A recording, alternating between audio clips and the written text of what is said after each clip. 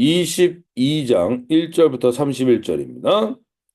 주님께서 다윗을 그의 모든 원수의 손과 사울의 손에서 건져주셨을 때 다윗이 이 노래로 주님께 아뢰었다. 그는 이렇게 노래하였다. 주님은 나의 반석, 나의 요새, 나를 건지시는 분.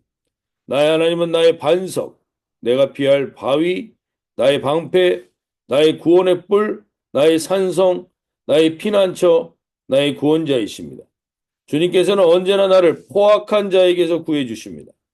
나의 찬양을 받으실 주님, 내가 주님께 부르짖었더니 주님께서 나를 원수들에게서 건져 주셨습니다.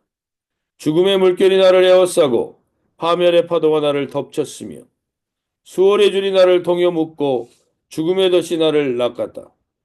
내가 고통 가운데에서 주님께 부르짖고 나의 하나님을 바라보면서 부르짖었더니 주님께서 그의 성전에서 나의 간구를 들으셨다. 주님께 부르짖은 나의 부르짖음이 주님의 귀에 다다랐다.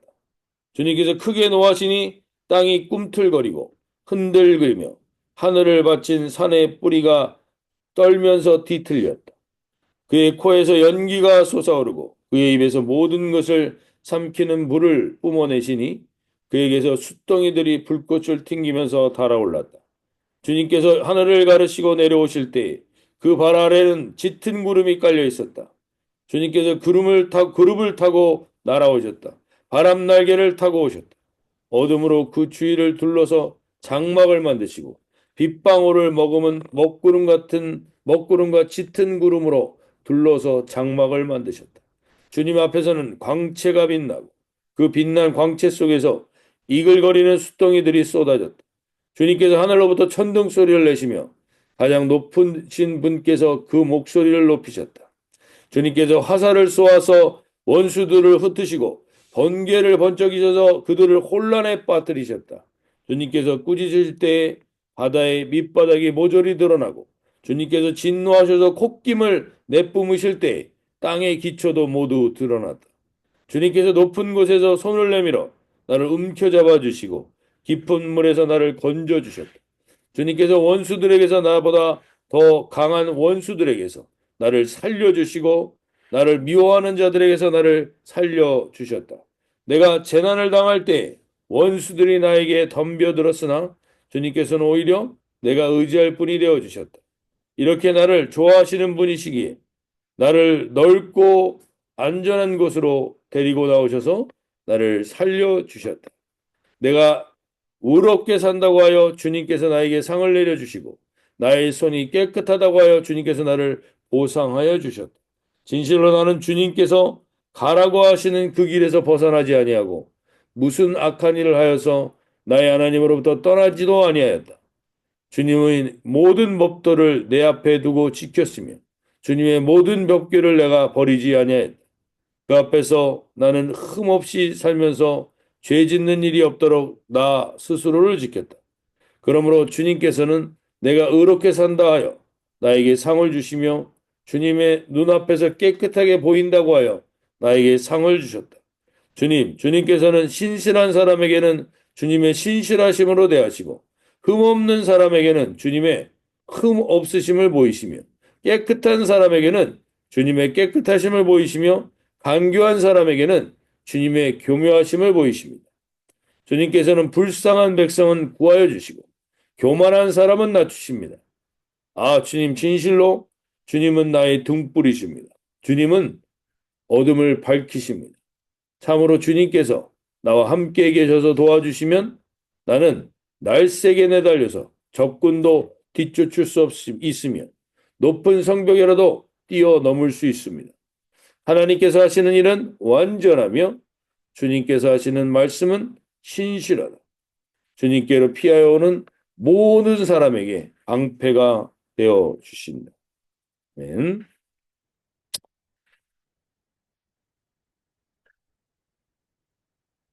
네, 오늘 우리 사무엘 하 21장부터 24장은 사무엘 하의 시대 순으로 연결되어 있는 본문이 아닙니다. 사무엘 하가 이 시대 순으로 다윗과 압살롬의 일을 이유로 해서 나오는 본문은 21장까지가 대부분이고 20장까지이고 21장부터 24장은 마치 부록과 같이 사무엘하의 부록과 같이 꼭 사무엘하에서 이 얘기를 언급하고 넘어가야 될 것 같은 내용을 시대의 순과 관계없이 언급하고 있는 내용이 오늘 이 내용입니다. 그래서 오늘 우리가 새벽 기도의 21장, 22장을 살펴보고 다음 주 화요일 날 12월 31일에 22장, 23장, 24장을 살펴보면서 사무엘하를 새벽기도 때 마무리하려고 합니다. 그리고 1월 1일부터 3일까지는 우리가 저녁 집회와 성전 기도회로 이곳에 모이기 때문에 새벽기도는 없고 1월 7일부터 사도행전을 통해서 새벽기도를 다시 시작하도록 하겠습니다. 그래서 오늘 우리가 사무엘하를 정리할 때 하나님 오늘 특별히 사무엘하 21장은 다윗의 시대에 이 시대가 언젠지는 정확하게 알 수가 없지만 다윗의 시대에 3년이나 거듭된 이 가뭄의 시기가 옵니다. 3년 동안 기근이 있어서 다윗이 하나님께 간구함에 하나님께 왜 이런 일이 있습니까? 라고 하나님께 간구합니다. 그 간구하자 사울과 그 피를 흘린 기브온 사람들의 억울한 일에 대해서 다윗에게 말씀하십니다. 그래서 그 억울함을 풀어주는 내용이 나옵니다.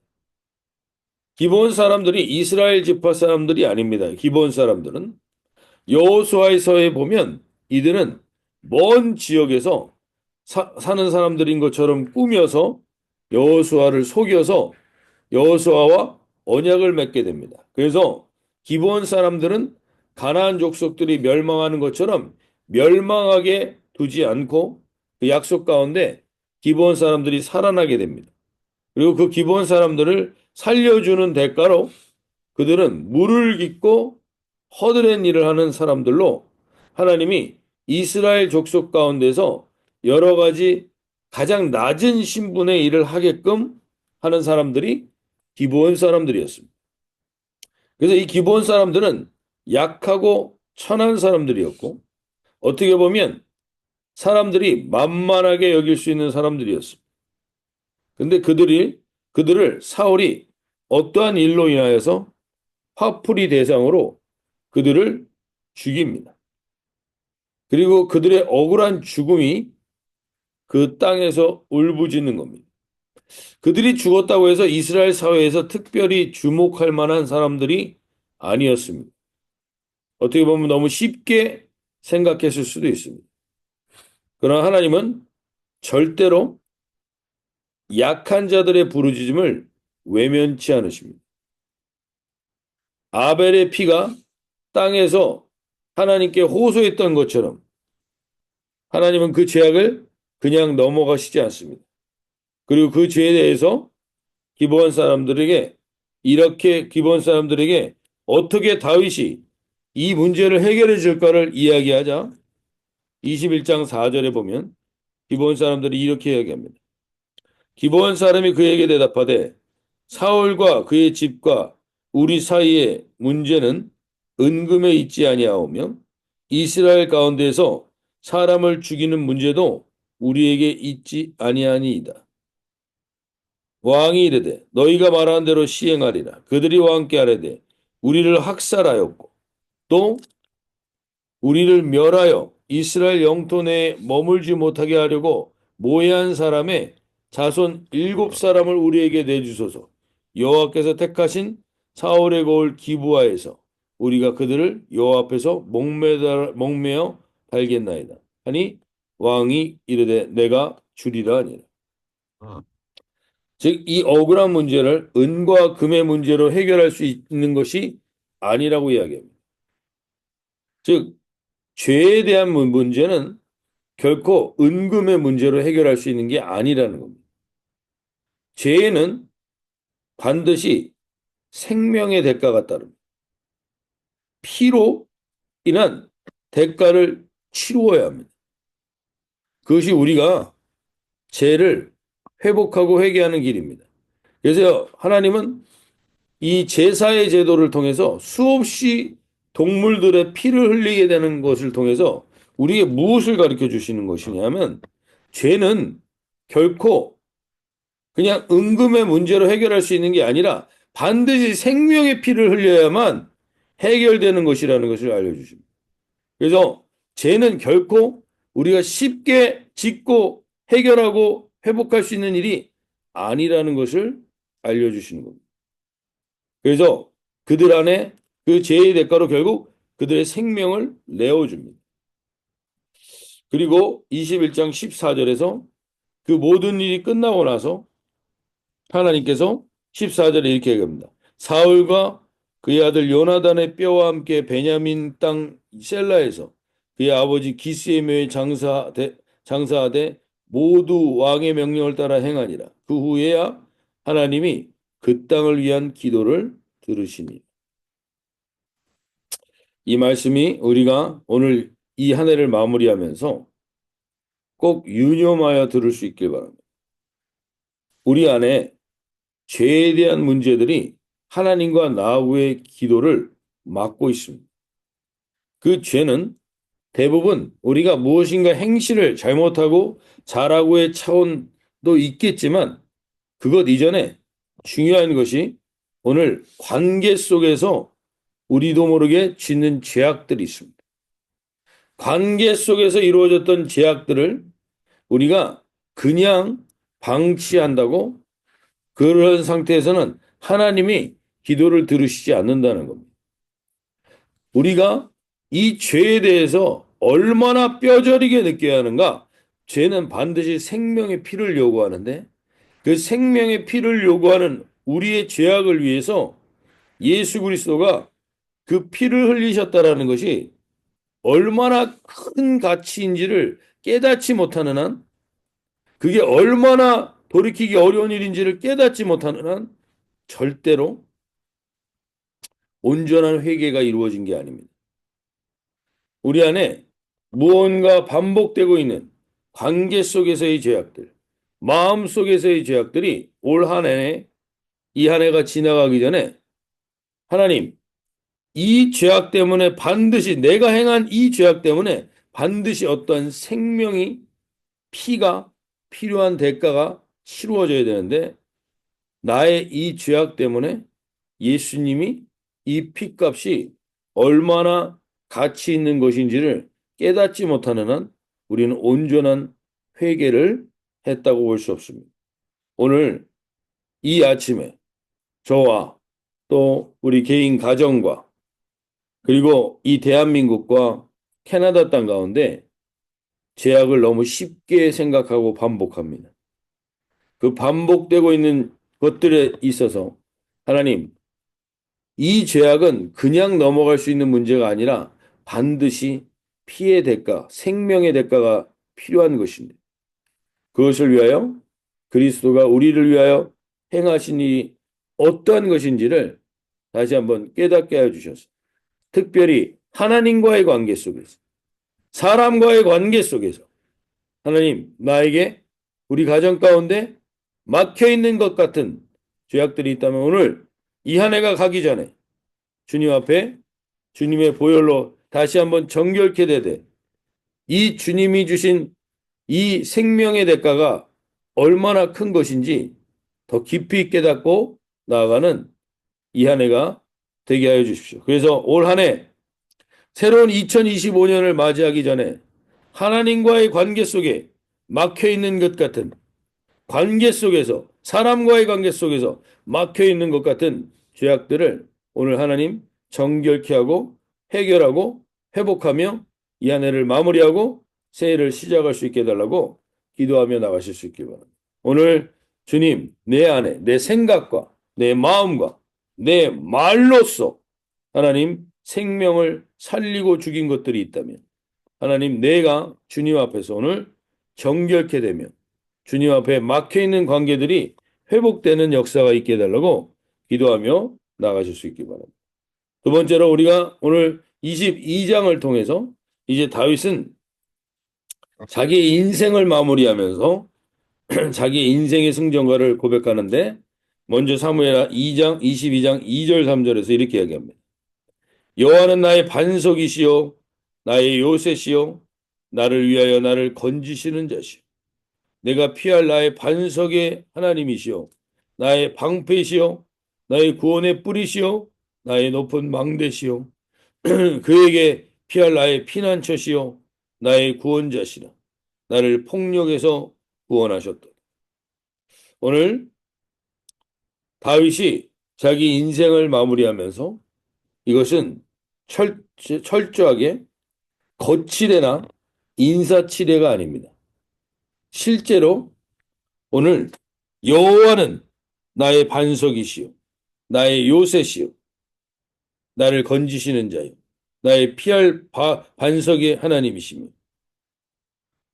오직 나의 구원자라는 고백이 이 고백에서 무엇을 우리가 살펴볼 수 있냐면 실제로 나라는 존재를 드러낼 것이 없음을 고백하게 됩니다. 주님이 공고한 백성을 구원하시고 교만한 자를 낮추시며 내가 했다고 할 수 있는 것이 한 가지도 없게 한다 하는 고백이 오늘 다윗의 인생 가운데 있습니다. 내가 무엇을 해서 무엇이 됐다라는 생각을 우리가 가지고 있다면 하나님께서 오늘 그것이 온전한 인생의 고백이 아님을 우리에게 보게 하십니다. 우리가 한 것은 무엇이냐? 하나님이 하신 겁니다. 하나님이 다 반석이요 요새시요 모든 구원의 근거이시고 내가 한 것은 그럼 무엇이냐? 내가 한 것은 사무엘하 22장 4절에 보시면 내가 찬송받으실 여호와께 아뢰리니 내 원수들에게서 구원을 받으리로다. 내가 한 것은 무엇입니까? 여호와께 아뢰. 7절에서도 이렇게 얘기하죠. 내가 환난 중에서 여호와께 아뢰며 나의 하나님께 아뢰었더니 그가 그의 성전에서 내 소리를 들으시며 나의 부르짖음이 그의 귀에 들렸다. 하나님이 주권자요 주어요 내게 있어서 모든 한 것들 중에 이건 인사치레나 거치레가 아니라 실제로 인생 고백 가운데 내가 한 게 없음을 알게 됩니다. 내가 할 수 있었던 것도 아니고 내가 지금까지 지탱한 것도 아닙니다. 내가 한 건 그럼 뭐냐? 나는 여호와께 아뢰고 찬송 받으실 여호와께 아뢰고 환난 중에 나를 붙드시는 여호와께 아뢰요. 하나님께서 그의 성전에서 내 소리를 들으시며 나의 부르짖음이 그의 귀에 들리는 내가 한 일은 주님께 간구하고 주님을 찾았던 일이고 그 일을 통해 주님이 하신 일을 보게 되는 것입니다. 올 한 해 이제 마무리해가면서 다시 한번 하나님 우리가 자랑스럽게 생각하고 있는 것들이 있을 수 있습니다. 나름 의미 있게 생각하는 것들이 있을 수 있습니다. 그것들 속에서 다시 한번 오늘 깊이 생각하고 돌이켜 볼 때 나로 인해서 된 것입니까? 아니면 내가 주님께 의뢰하고 주님이 하신 일입니까? 이것이 실제로 그냥 인사치레나 거치레가 아니라 실제로 내 인생 가운데 결국엔 하나님이 하셨고 우리가 한 것은 주님을 찾았던 것밖에 없음을 확인하는 고백이 있을 때 우리 인생은 비로소 감사로만 마무리하게 되고 새해를 감사로 시작할 수 있게 되는 것이죠.